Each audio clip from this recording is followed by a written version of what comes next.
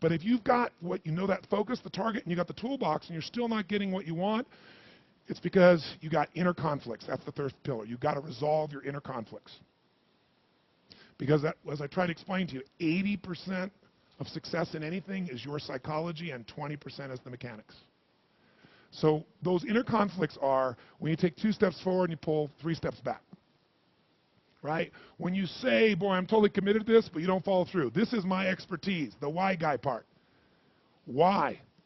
Why do you keep saying you want this? You have crystal clarity, you have the tools, and you're still not getting it? There's a conflict in you. You want to be totally successful, but you're afraid at some level that if you are totally successful, you will not be loved. You'll be rejected.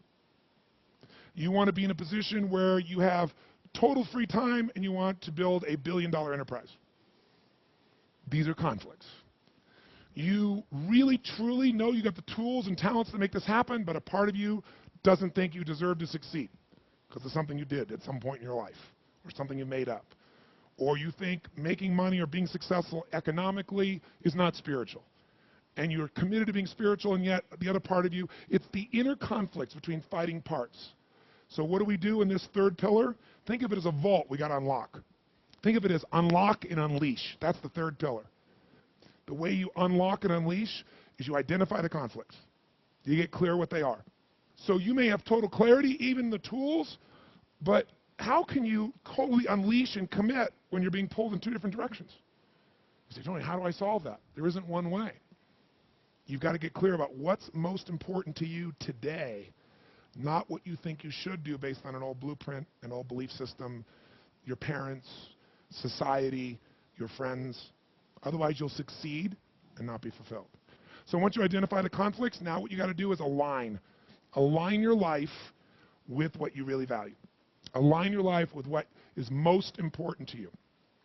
And then once you are in a position where you're aligned, guess what you'll do?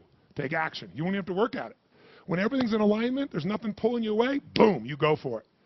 But when you say, I want a relationship, but at the same time, simultaneously, I want to be in a position where, I never have to, I only get what I want every moment, or I never have to commit to anything, then obviously you're never going to get there. That inner conflict must be resolved.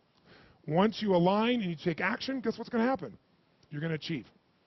And once you achieve, you succeed. When you succeed, I'll tell you what you got to add to it. Celebrate, right? And then contribute. Pay it forward, if you will, as corny as that sounds. Remember the movie? Pay it forward. Don't pay it back. Take what you've got, what you've learned, and bring it to someone else. And if you bring it to someone else, it continues that cycle of fulfillment, of joy, of meaning in your life. Everything works.